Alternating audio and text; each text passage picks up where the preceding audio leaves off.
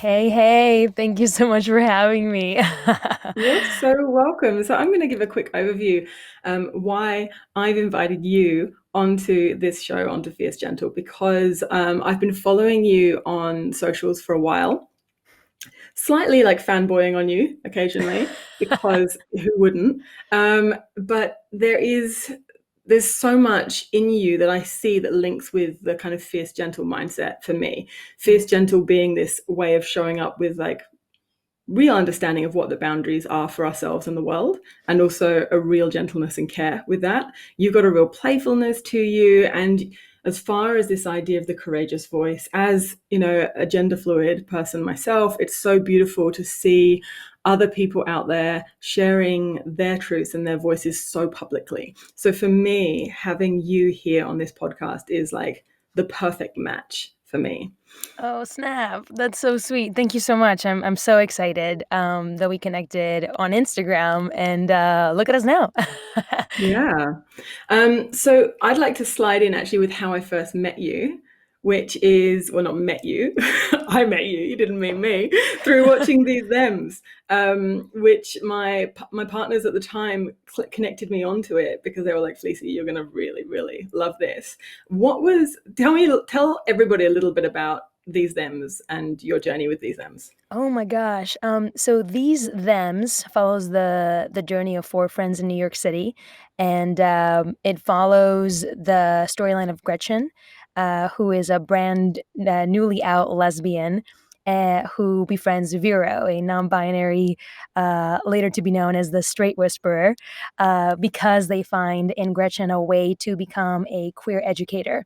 And then Vero's best friend, Asher, who's a trans man but is not out in the office, starts having a crush on Gretchen's best friend, Kevin, who is a gay man who's never dated a trans guy before. So it's all this like it's a truly a beautiful web series that is written by, it's for and with the queer community. It's a celebration of our community and our diversity. And I know Gretchen is writing season 2 with Shonda Sani, who plays Asher, and TL, who plays TI on the series as well. And we're really pushing for even more diversity and just keep, because there's so much diversity in our queer community. So we just want to keep on bringing. I mean, the show has so much to give because there is so much of us that we can give, and we will infinitely be able to give, because I think something really beautiful about being queer is that we're in this constant um, uh, evolution. We're constantly evolving and transforming our energy, and it's so beautiful to see. So this show can really keep on growing. So that's season 1, and I'm excited to share season 2 whenever we start filming. So Yeah, this point about the queer community changing constantly. I mean, I've been out since I was 12. I'm in my mid-30s now. And and and it really has been changing. It really has been changing. And when people come to me and they're like, "Oh, I can't keep up with all of the L's and the G's and the B's and the T's and the Q's," and I'm like, "Nah, neither can I. Don't worry about it. Just yeah, just roll truly, with I it." think like But that was. Sorry, what? No, no, I, you I think go, that's go. that's truly it. Like I feel like once, at least like my first coming out was my sexuality, then later my second coming out was my gender, and then like after that one, a little bit after, I was like, I think this is the it is that it's always going to be changing. It's always going to be something new to discover, and allowing myself to continue discovering new versions of myself and other folks. So I think that's the beauty of that, right? It's acknowledging that, hey, it's always changing, and it always will be changing. Yeah, beautiful. And for you, I mean, for me, seeing a show that was by and for the queer community, that wasn't just, I was brought up. The first queer shows that I saw was Queer as Folk, the British version, which was, I think, it might not have been the original, but in my mind, as a British person, it was the original Queer as Folk, and I loved it. I saw so much of myself in there, but at the time, didn't really see anyone who looked like me. It was just the fact that there was same-sex attraction going on that represented me. How is it for you as an actor, a queer actor, to be in shows like that, to be um, creating? It's huge because it's really, I mean, I haven't.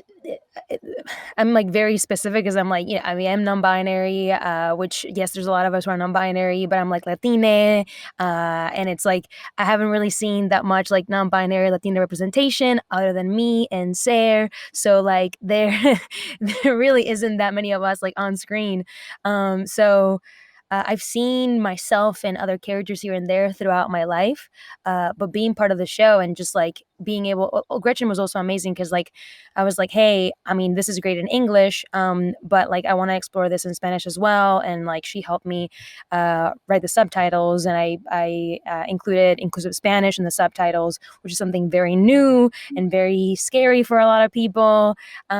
So it's truly been an honor and a beautiful way to deprogram myself as well in a safe space because uh, being from Puerto Rico and having such a binary language and learning non-binary terms in English, and English already is kind of like pretty neutral for most of the words, and then how do I translate this in such a binary language that is Spanish, and then meeting people who are agender, non-binary, gender fluid, gender queer in Spanish speaking countries and being like, teach me, let's work together, you know, let's advocate for each other and let's use art in a way to like educate and connect.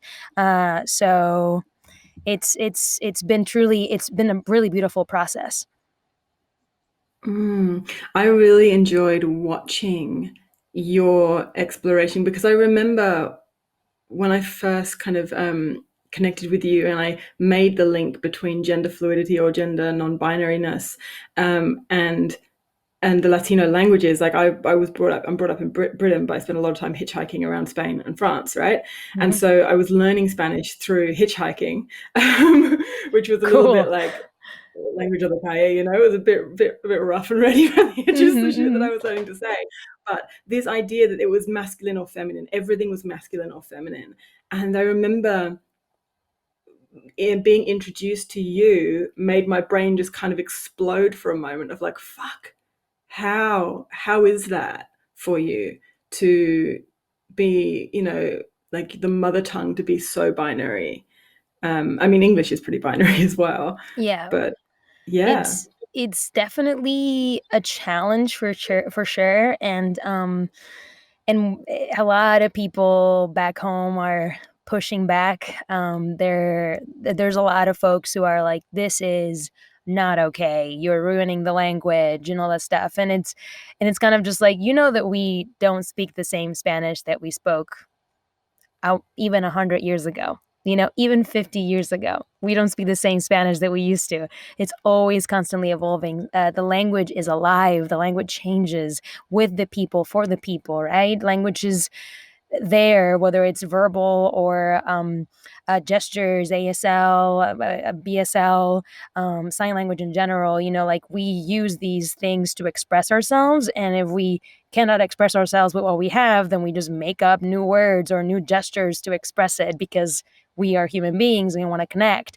So it's interesting to see how how folks react to to it.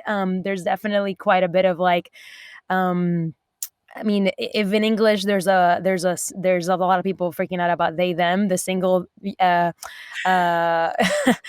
use of they them. In Spanish, me using ella and the article le to like to neutralize my pronouns, or using the e to like nix out the o or the a.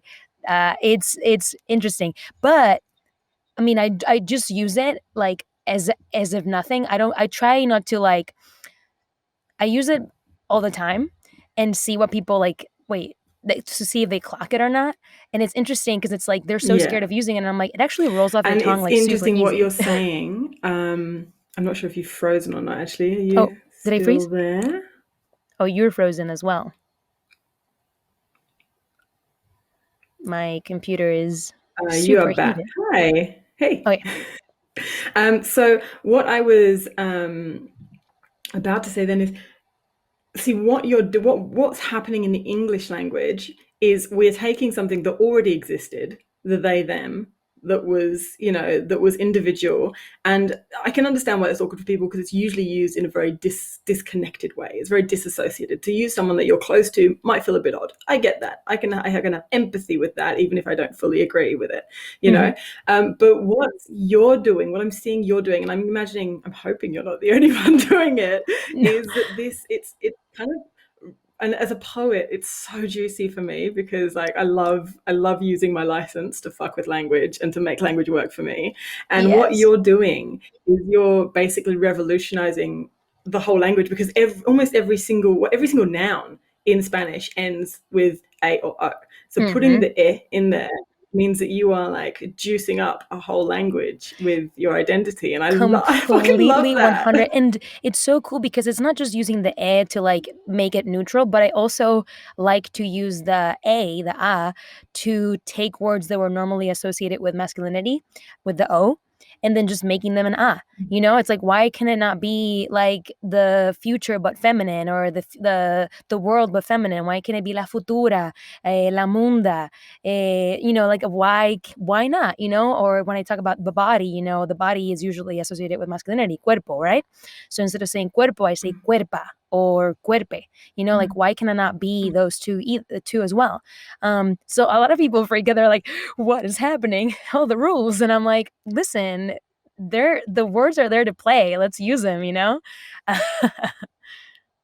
make the rules. Like, language has always been, it's made by humans. We're humans. Here we are making words, making the rules. And I Hmm. fucking love it. I'm like, my body's getting excited. I'm like, Yes. yes. Um, so in that, where do I want to go from that? Because that's the piece that's one of the reasons I wanted to bring you on here, really, is this kind of revolutionizing culture, queerness, and language.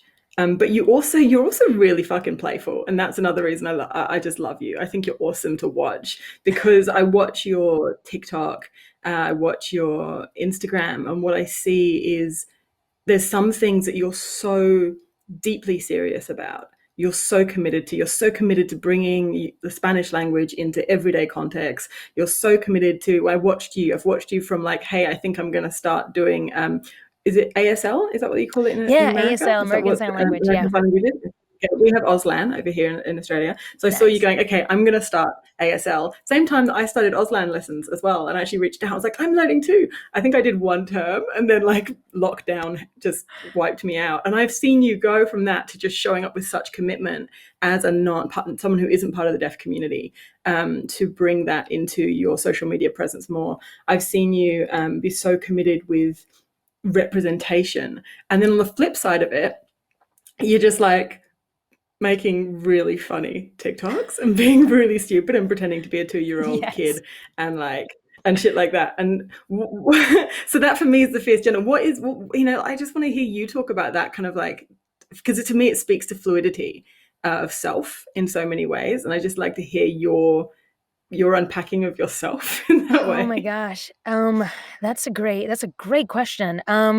Honestly, a lot has to do with the pandemic. I've always been um really silly and really goofy. Um and I was kind of posting about those things like here and there, but I wasn't like as focused on that. And it's a lot of things at the same time. It's both the pandemic and really having a lot of time to self-reflect and prioritizing um, things that really matter. Really putting a stop to all of the hustle. And I mean, hustling is good, quote unquote, but like I feel like I was in a point where it was like really toxic for me. I was burning both ends of the stick, and I didn't really have time to really just enjoy myself and learn new things. So I was kind of just in this like very like cycle of just like work, work, work, work, work. And pandemic starts, everything is put to a stop. I really start like reflecting, journaling, really going within, and like really acknowledging the things that I was putting a band-aid on. um and a bit of it as well is work. The second the pandemic started, like not work as in like busy work, but like my work as an actor.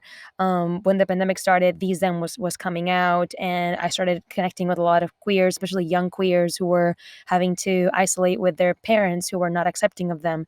And I was like, oh shoot, I gotta connect and like and be like, hey, you are valid, you are beautiful, you belong, you deserve to be here, you are magic, hang in there, and with that, another job I did had me, I had an episode where I was uh, visiting a friend whose father is deaf, and my character knew a little bit of ASL, and I was like, "Ooh, this is actually like really incredible." And I didn't just learn the lines to sign with the other actor, but I like was like, I want to make sure that the day that I'm on set, I actually can like chat with the actor who's deaf. I don't want to be like, I just learned my lines in the that I was supposed to learn, and then that was it, and just ignore him. And I was like, no, no, no, no.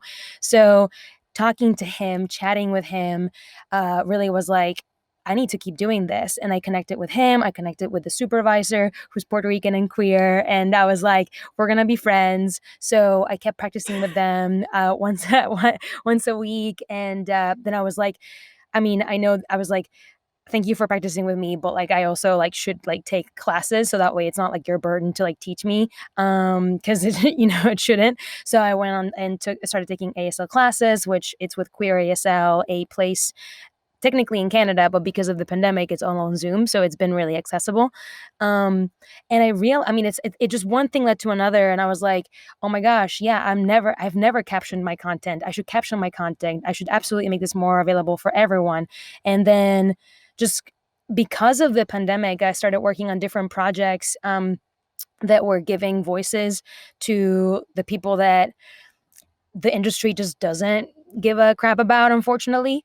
And I was like, oh my gosh, like it just really gave me so many like epiphanies of like, oh my gosh, I have like all this like privilege for being like able-bodied and hearing and all these things, and like it really put a lot of things into perspective. So I make sure that with that and learning that and giving space for that, like I have also kind of been like, how do I make content that continues to connect other folks with me and with them and other folks, and still be playful and still be goofy, but have that in my consciousness. But I'm always learning. I'm always deprogramming. There's so many things that I catch myself like, why did I have that thought?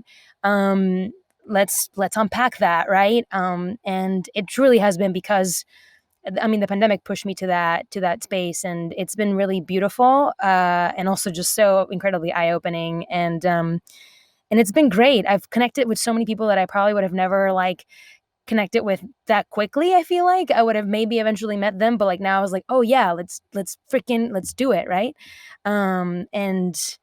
And I'm excited because now in this like new journey that I'm in, I'm very much an actor, but I want to produce.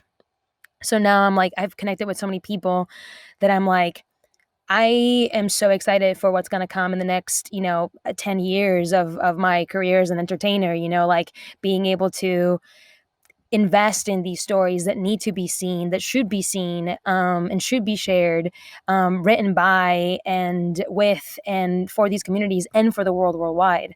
So it's fun. It's been a journey. So, but I'm excited overall. Yeah, I'm reflecting on, because I went to stage school and I was like fully like, I'm gonna be an actor. Like my three jobs I wanted as a kid, I wanted to be an artist, I wanted to be an actor, and I wanted to be a rat catcher. They were like my three things. A I rat think I kind of catcher? feel like I'm all of them as a spoken word artist. Yeah, I feel like Nice. I catch the rats in the world through Nice. through Nice. poetry and art. But yeah, rat catcher. But when I was in stage school, it was really interesting. It didn't feel like there was a place for queer voices outside of cis gay men. Mm. And I felt like they were really given a space within theatre and within TV and drama, but just for any other voices, it just didn't seem to fit there. And I drifted out of that world into spoken word, where there was just always space for the reticent voices and for the hidden voices and the silenced voices. With with watching you, what am I saying here? Hang on. I need to get my brain back in. Yeah, there's other things that you talk about as well that I want to bring up because I feel like they're relevant to my community who listen, and they're definitely relevant to me. So the other thing that you talk about, that I haven't seen as much talk about recently, but it's like kink and sexuality and polyamory and this side of stuff, right? So again, kinkster, definitely like reshaping relationships to work for me is definitely how I roll, right? And so how is it for you as someone, because those are taboo subjects, right? They're taboo. People don't like talking about them. Mm-mm. And putting ourselves out there when we are so reliant, like you talk about the hustle, right? When we're not like the kind of people who get a job and that's our job for the next 10 years. We get a job, it lasts a few months, maybe a year or two, and then we have to get hired by, and we have to get constantly hired, constantly taken up.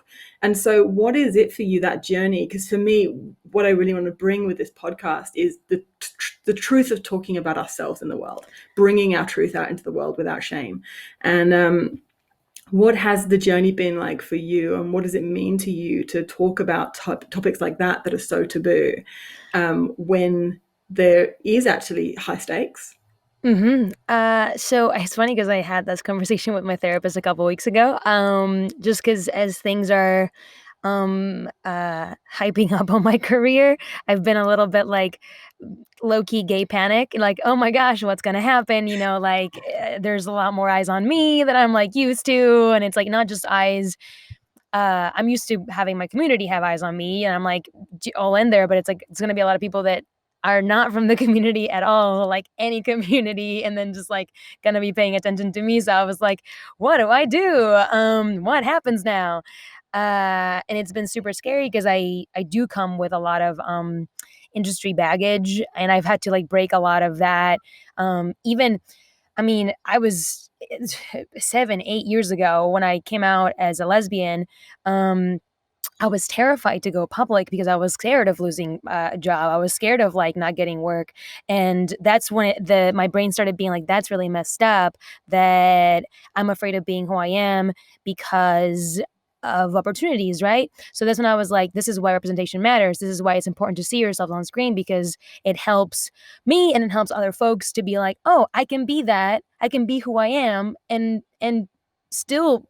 Exist in this society because you deserve to exist in the society as you are. And I did that, and then I came out as non-binary, and also was stressed about that as well because I was like, one thing is being a lesbian, another thing is being non-binary, and this is such a binary thing. Like, what do I do? And then I was like, F it, I'm gonna do whatever I want, and then I'm just gonna break all the rules. And then because at the time I was in a monogamous relationship and a very long-term relationship, and then that ended, and I started questioning my relationship structure and what I wanted in a partnership or partnerships. And I was like, what does that look like, eventually? And then I was like, well, maybe I'll never, it's great, like I'll just keep having different partners or multiple partners, and it's like fine, no one will ask any questions, and it's great. But then the way my career has shifted in the past year and will continue to shift in the next couple of years, I was like panicking a little bit because the industry is so fixated on like knowing who you're going out with and like what's happening and who you come to events with and all that stuff. And I was like panicking again because I was like, what do I do? And then my therapist was like, do not give them that power. Just show up as yourself. Show up with one partner one day, two partners on the same time one day. Show up and then if they ask any questions, you just answer, I'm solo poly, and then that's that. They can deal with it later. They can figure it out on their own, but you don't have to explain anything to anyone. You can just like continue to be who you are and show up as yourself. To anything. And I was like, this is like over and over. I constantly, every time like a new thing comes out, and it's like, I gotta just do it, and then if they ask questions, just answer, one sentence, one word, and then that's it. They can Google it, they can figure it out. And then for the people who are poly, they're gonna be like, fuck yeah, they get it. And the people that are not poly are gonna be like, what is that? And then I'm gonna be like, Google it. Check it Yeah. out. Yeah, um, exactly. And I hear that. But the fear is real, right? The fear is mhm, real. But when you were talking and you were saying, the first time you came out lesbian and then you came out as non-binary, and I mean, I wasn't there with you for that whole journey, but I see that the more you've been yourself, the more you've been surrounded by people who are drawn to the self that you are, right? Like if I had just watched these thems and you weren't on some level expressing a part of yourself in that character, because I think that's what we do when we're acting. We have to mhm, bring ourselves into the characters. 100%. Uh, and then I followed you and I saw you on your socials being yourself, showing these things. And I was like, fuck yes, I want more of that. I want to be closer to this I already have a lot of that in my life, but like that makes me want to have you in my circle of like Instagram feed, this I love Instagram it. feed I love it. circle I that we love have. it. I'm super Um, inspired by Lil Nas X. I feel like that's like the energy that I'm gonna be bringing. I mean, everything right now is like still sort of at home, and I'm in a production right now, so I don't really have time to do anything outside of that. But I feel like it's like that's the energy. Just like show up and do the damn thing, and then if people freak out, let them freak out, and you just continue being yourself.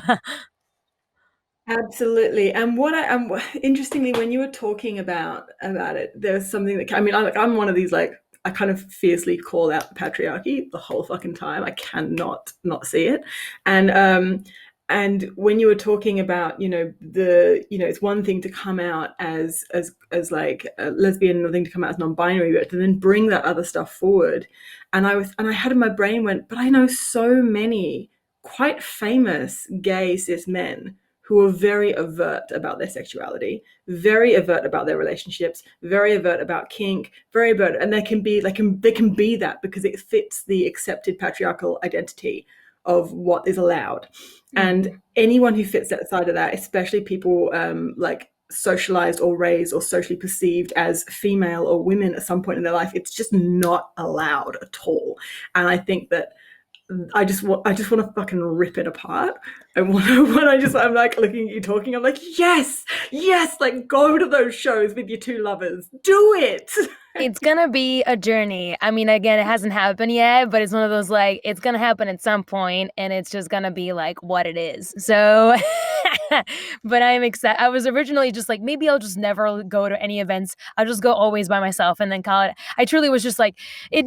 No, no, no, no, no. And then she was like, this is the same thing that happened to you when you first came out as this, and then came out as that. Like, just don't give them the power. Don't like boycott yourself because of what the industry expects of you. Just keep breaking the rules. And I was like, bless you.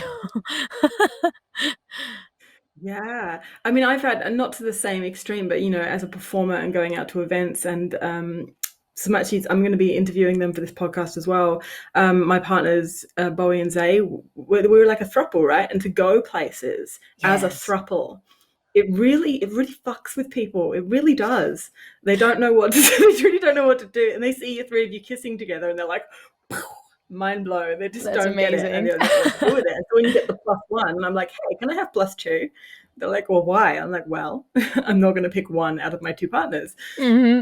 That's beautiful. I love that. That's amazing. Yeah, and so I'm just here celebrating you basically. I just want to D- like if you ever get one of those moments in your brain where you're like, shit, I don't know if I should go. I've got this show, I've got this premiere. Who am I taking? I don't know what to do. Just message me and I'll just be like your like pocket cheerleader. Like, go Vico, take them all. I'll come too. Thank Just throw you. us all Thank in you there. so, so much. I'll turn up with a Literally. fucking strap. I'll be like, yeah. Yes, I will say I like that. Just like, can I get a +2? And they're like, what? And I was like, I'm not gonna choose one out of my partners. Like, fucking let me take them all. They all deserve to be there. That's amazing. That's amazing. Yeah. And they don't always do it, but it's good to But ask. it's always good to have the option. That's the thing, and that comes to say also like it's always like +1, and it's like, what if it's +2? What if it's +3? You know? Yeah. What if it's no We've plus? had a whole thing here with in Australia with lockdown and intimate partners, and it hasn't affected me because my current relationship is, we're open, but we're kind of the only ones in each other's worlds and have been for a while now. But like, there are other people really close to me in my life who have multiple intimate partners, and quite a lot of people in my life, and it was really hard actually because the social dialogue here with lockdown in Australia was for all of last year, and right now we're in lockdown as well. You can only leave your house for four things: so grocery shopping, exercise, doctors, and now vaccines, and or caregiving. Sorry, caregiving as well, and you can go out for a vaccine. And you can only be out for an hour at a time if you're just shopping or exercising. Wow. And other than that, the only people you can see is your intimate partner.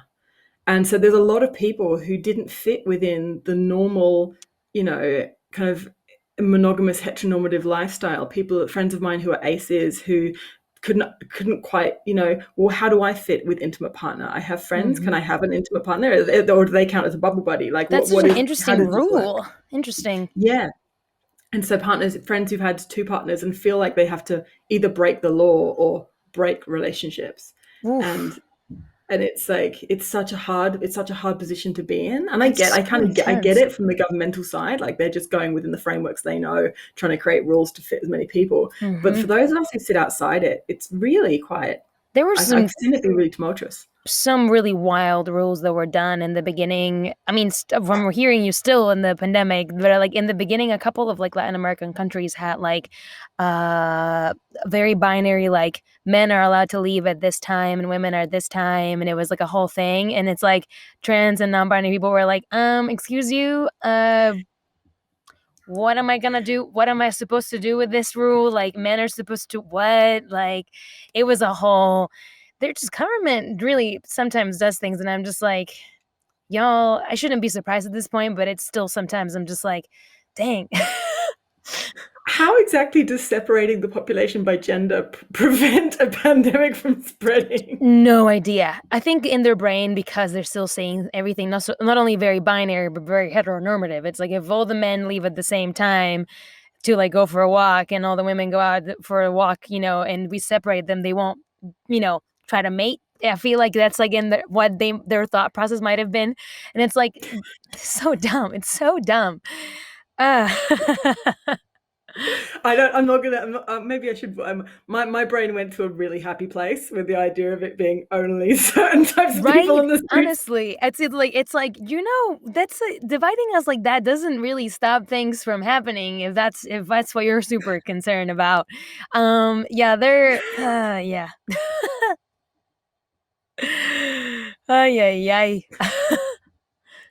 So we are we are coming close. I'm blushing. I'm going to name it for those of you who can't hear. I'm blushing horrifically. I do this, and I enjoy it. I enjoy my blush. So for those of you who can't see the video right now, this is Fleassy's blushing voice. We are coming to the end of our hour. We're coming to the end of our hour now. But I would love to ask you, for people out there who are struggling to live the version of themselves that they know inside, whatever that is about them. They're struggling to voice that through their voice, through their body, through how they move, through what they wear, through what they say, through the jobs that they take, through the money that they spend, like whatever way it is of expressing themselves they're struggling with. As someone you've beautifully voiced the challenges that you have in that, but as someone who still is out there doing it, what would you say to those people? Hmm. Hang in there. I feel like give yourself space. There is no rush. I know that sometimes when you see people being able to do it, there's like I have to do it too. But if it doesn't feel safe yet, like it's okay. I think at the end of the day, when you go to bed, like that's you still, right? Even if you have to do certain things to keep yourself safe that doesn't feel authentic, it's still you there. Underneath all of that, it's still you. And when you look at yourself in the mirror and you look at yourself in the eyes, your soul, like your energy, that's still there, very much alive. And just because you aren't able to express it verbally or physically or in your job doesn't mean that it doesn't exist. So hang in there, and the time when it does feel safe and it feels good will arrive. Boom. And that's the gentle right there. That's the gentle of the fifth gentle. Thank you. I love Hey, that. Nailed you it. imagine if I would have been like, suck it, do 10 push-ups, sweat it off, you can do it. Help the system. Yeah. Very Um, different take. and coming up in your let's bring people, if people are interested in you, which they fucking should be, let's be honest. I mean, I don't know anyone who shouldn't be interested in you, Vico.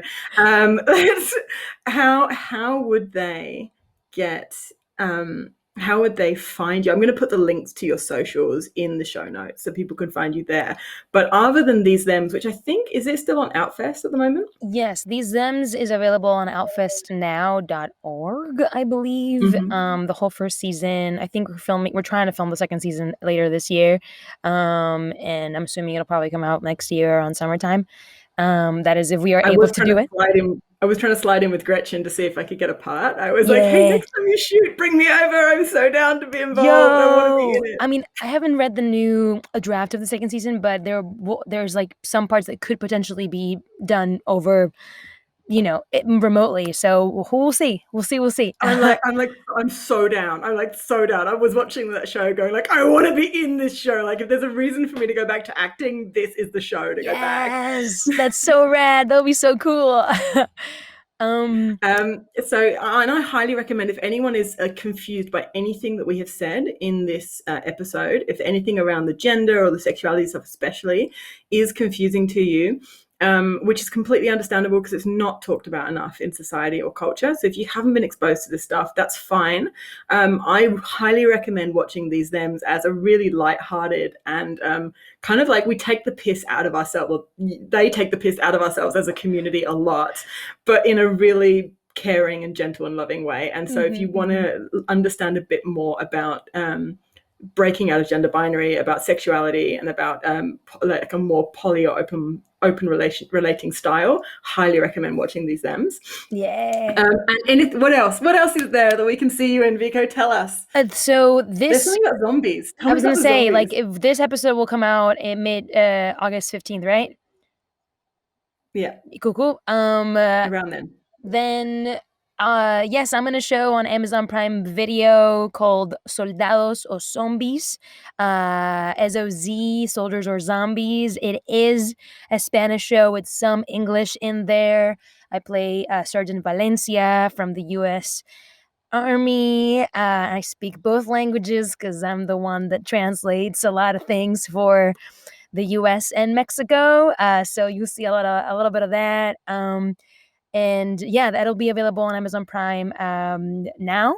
And And speaking I'm to that, currently you working. asked for your character to be non-binary, didn't you? In this. Yes, yes, yes, yes. I almost threw up when I did that, but I did it. And I remember that conversation very well because I read the whole series and I was like, I'm used to working on so many queer content things, or if it's not queer specifically, my character is queer in some regard. And when I read the whole show, I was like, oh, I thought this character was going to be queer, but it isn't. And then I was like, well, you already hired me. So do you just want to do it? Like, should we just go ahead and do it? It doesn't need to be like a big deal. You don't have to make a new episode that like talks about their identity. You can just literally have them be the same that it has been and just exist in this show like anyone else, and that their issues have nothing to do with their identity. So it's like literally keep it as is. I tweaked two things in the script to not address pronouns. They were a little freaked out. This was like 2.5 years ago. They were a little freaked out about they them, and I was like, okay, so how about we don't use they them or he him or she her, and then we just use Valencia as like it's a soldier, so people get use the last name for everyone there. So I was like, this works out. And for the bits where some of the other soldiers like would address me instead of being yes ma'am, they'll be like yes sir. And I was like, all right, let's fucking do this. So they were like, yes, let's do that. So I'm curious to see how that's gonna pan out when I just got really excited as you're talking there because I know we're closing up. Can I just take another 5 minutes of your time Oh before I my gosh, close up? Have you absolutely, yeah, got yeah. that? Yeah, absolutely, Oh my God, absolutely. like, what is it? What is this obsession with making issues with identity? It's like, if there's somebody out there with anything that breaks from the like able, heteronormative, monogamous, like, fucking norm in quotes, then we have to have like a whole separate episode to like, or a whole book about it. And it's like, fuck, just put the character in there. Just put me in there. I just want to be in there. I want to watch a show. And do you know what? Fucking She-Ra does it so well. I want to watch a show where there's two dads and it doesn't get mentioned once that it's weird. That's great. Give me that. I want that. Because as Yep. long as we are still talking about how it's weird, as long as we're still focusing on the bullying, it's still going to be bullied about. That's why I Sorry, was like, this is the just had perfect to rant from that opportunity. I was moment. like, this is great because like it's like never mentioned, and like we just all we have to do as like a production is to acknowledge that that is indeed a non-binary character, and then move on. You know, like that's all really needs to get done. So and it does. I mean, like for whomever sees it, who's queer, it's gonna be a quick clock, and then whomever who sees it who's not queer, it might take like a second, but that's okay. You know, like everyone's got their own timeline and their own journey. But I'm excited because I think this will be like the first like openly Latine, like non-binary person in a Latin show. So we'll see how that pans out. But I'm excited because I know so many like Caribbean, Latine, trans, non-binary folks that are gonna be like, "This is so cool." So I'm like, "Fuck yeah!" It's So worth good. everything. So good. Okay, all right. Okay. So I'll take the links to the show notes and put them in there for you. I've just realized that I don't think my headphones have been working properly. So I think I've got a horrible feeling that this has recorded all the audio through. I don't know. I'm just really hoping that this episode, I'm just going to go to the podcast deities, and just pray that this episode is recorded properly because it was just such a good conversation. Well, Um, I definitely can hear you, so I yeah, don't know if that.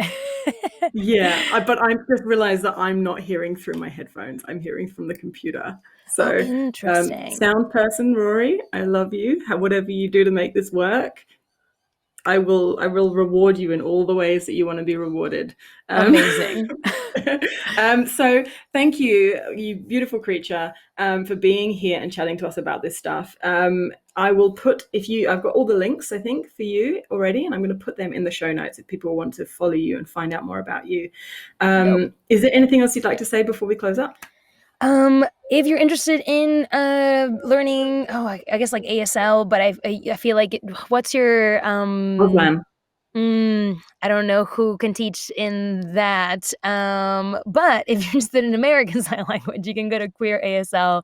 They're on Instagram. They're super rad. They have an incredible community, and they do classes. It's 8-week classes. Once a week, a couple of hours, and it's like super rad. I love them. And I'm hoping to go to Canada soon and like visit them in Vancouver because I think that would be really cool. And yeah, stay hydrated. It's also important. I've just written a note here to put in the show notes the link to the Auslan community that I did my lessons with. Dope. Yeah. Awesome. Great. Awesome. Thank you so much, Vico. I am going to stop the recording in 1 second, and I just want you to know that you Vico, should hang around a bit longer. Yes. Absolutely. But beautiful beings out there in the world listening to this episode, mwah, mwah, mwah, mwah, mwah. Thank you. I hope this episode has recorded properly, and thank you for being here and watching me. Stay yourself and stay strong. I love you. You've been listening to Fierce Gentle, the Courageous Voice podcast, hosted by myself, Fleassy Malay, and music and editing done by Rory McDougall. If there's anything you've heard in this podcast that you like the idea of, check out the show notes below for links. And if you want to see this podcast continuing, please consider joining me over on Patreon, patreon.com/Fleassy.